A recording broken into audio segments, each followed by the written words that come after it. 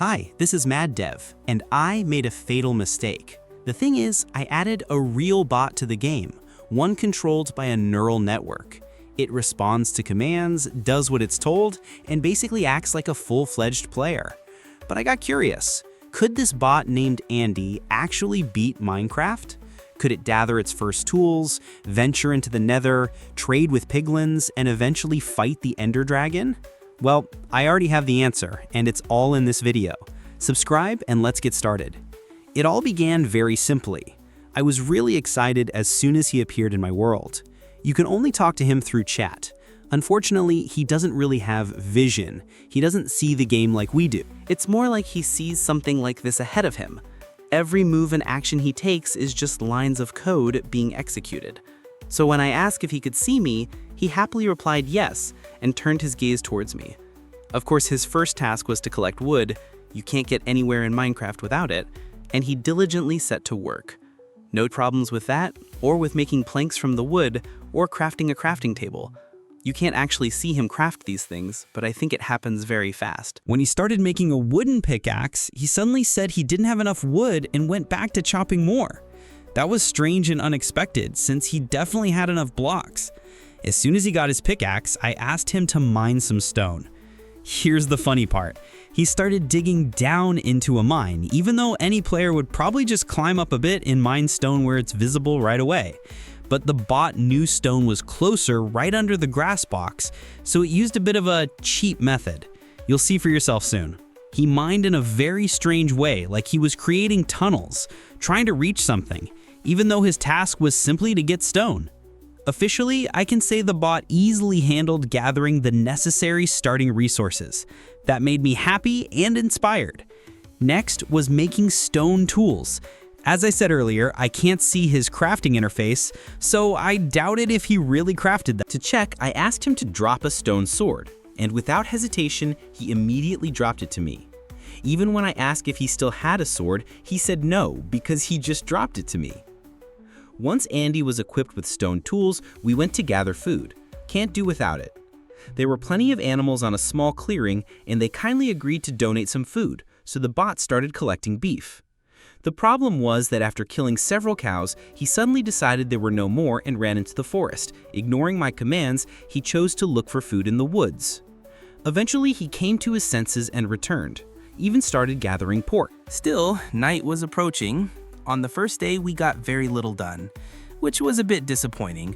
I would have liked to reach the Nether by then, but I let it go. Our goal was just to finish Minecraft, not speedrun it. So I quickly gave him the task to collect wool and make a bed to skip the night. He's definitely not human. He mercilessly killed a little sheep. Oh well, hope they won't rise against us. After gathering enough wool, the bot made a bed, placed it oddly, and went to sleep.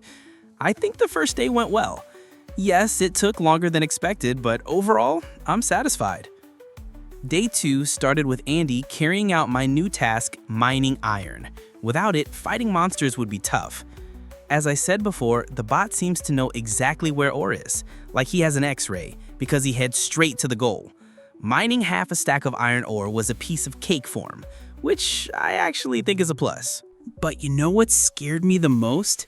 When we entered a dark cave, I gave myself night vision effect so it would be easier for both of us to watch Andy.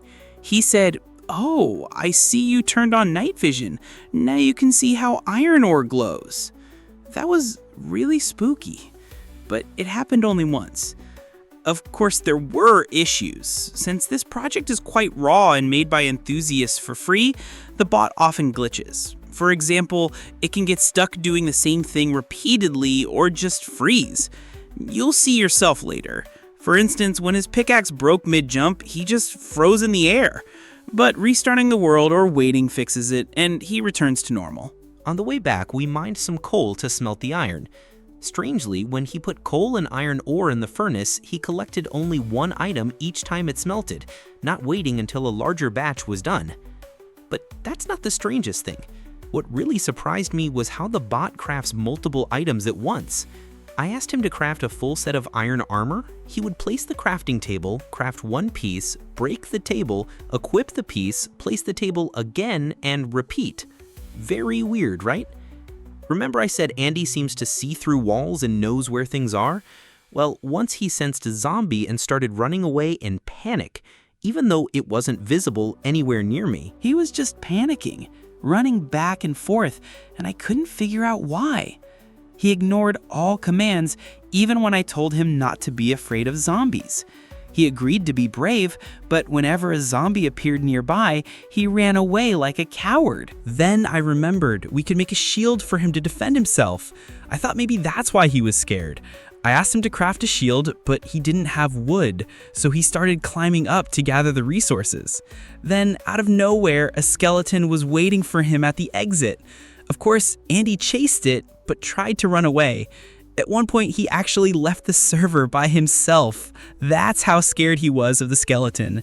He logged back in after a few seconds. I checked. He wasn't lagging. Everything was fine. He was just trying to run away. That made me doubt if he could ever kill the Ender Dragon. In the end, Andy escaped from one skeleton, but he couldn't outrun the second. That was his first official death, and I had no idea why.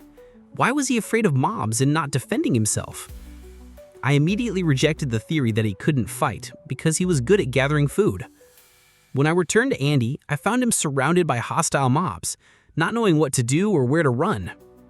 2 zombies, a skeleton, and 3 creepers were chasing him. I felt sorry and decided to help him retrieve his stuff. This time, he managed to craft a shield quickly, and I hoped he would stop fearing monsters.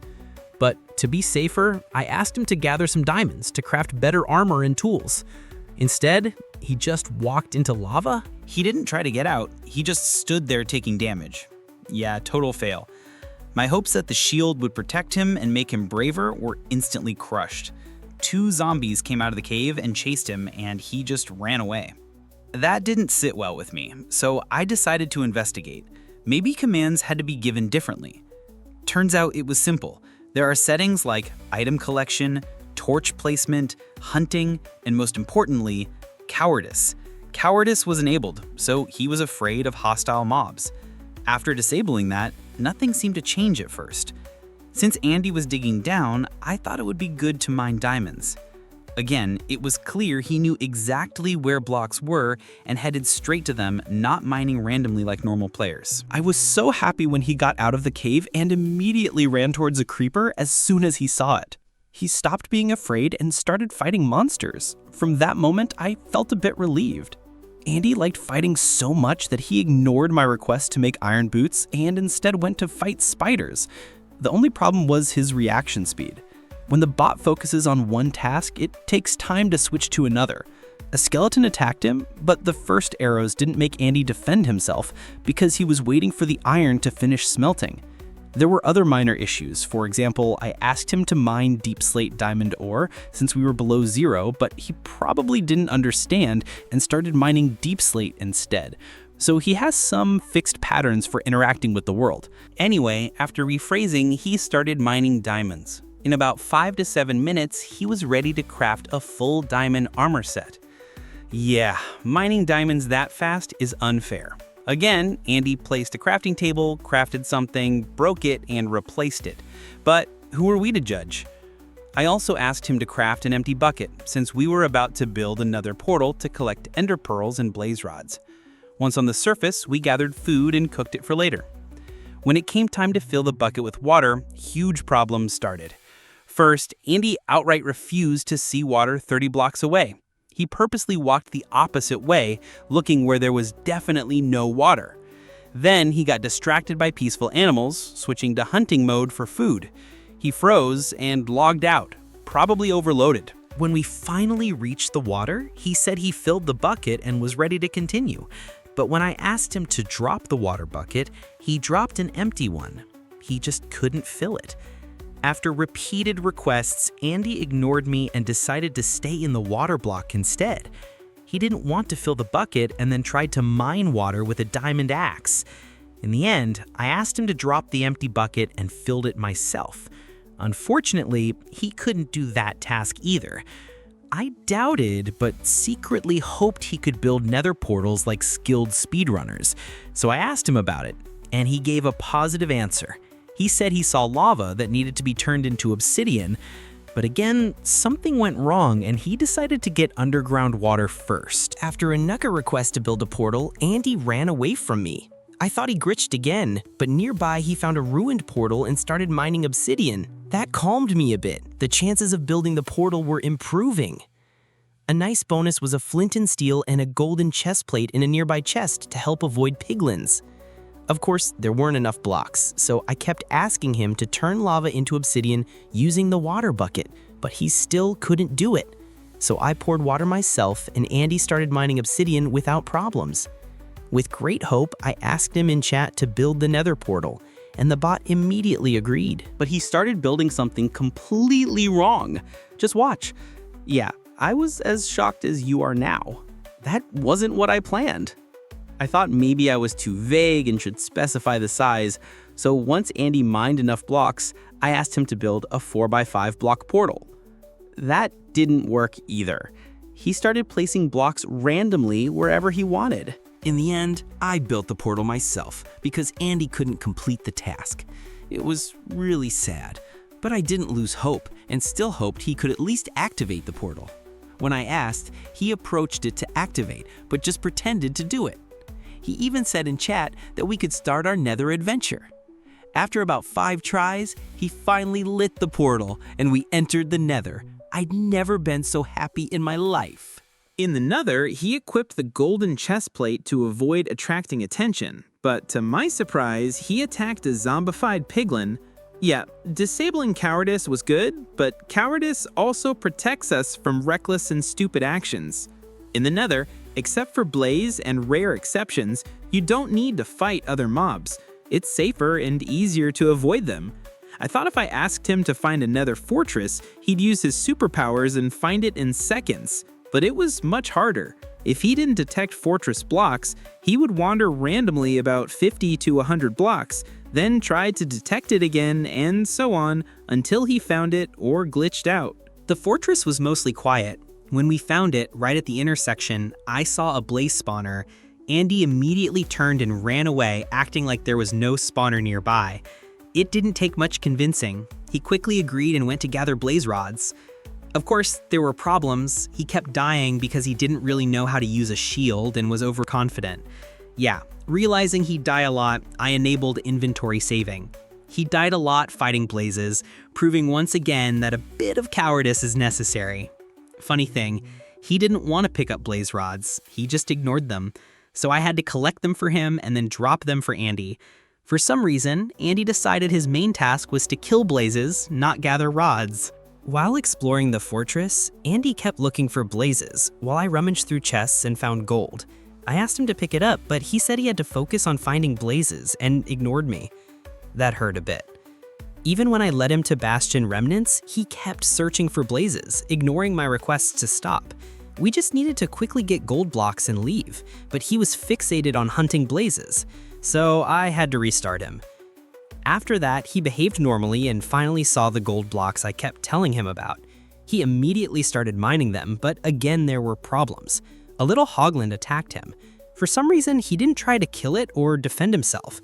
He acted chill and just tried to get the gold blocks.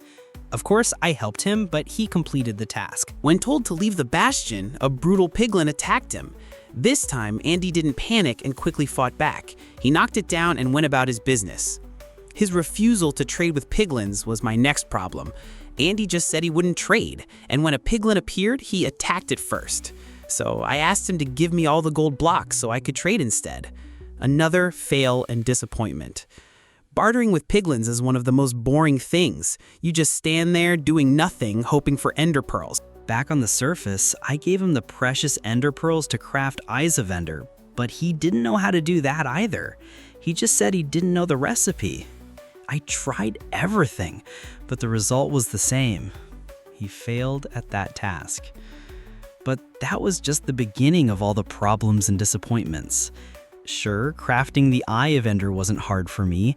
He dropped the blaze rods and powder he had. The next problem was the bow.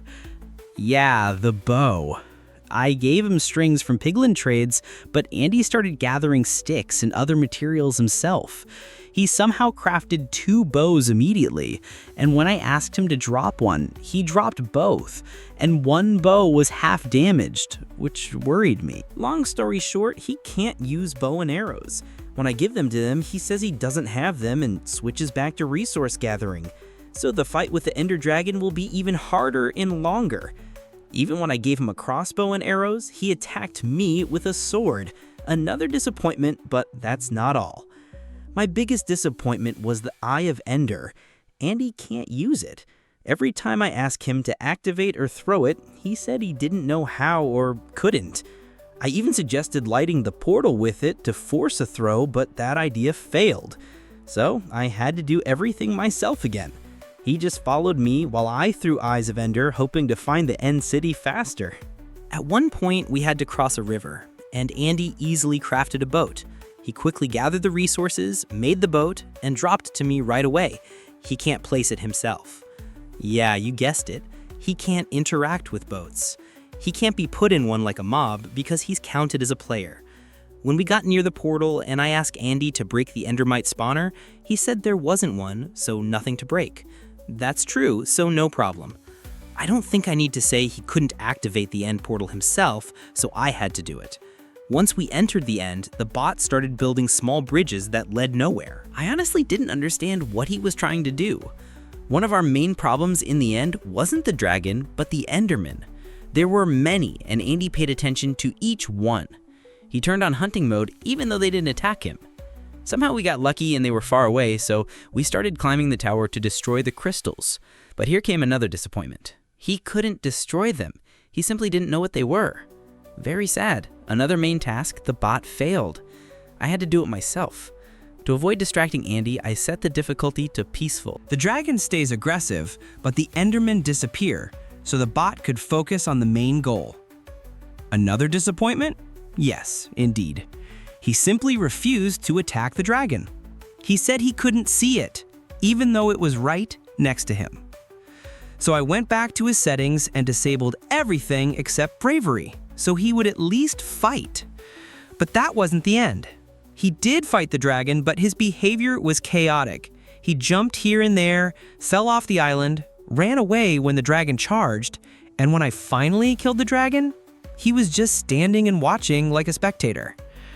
Anyway, the main goal was reached. We finished Minecraft with Andy, the neural network bot. So, in conclusion, can AI beat Minecraft? Yes, but with many limitations.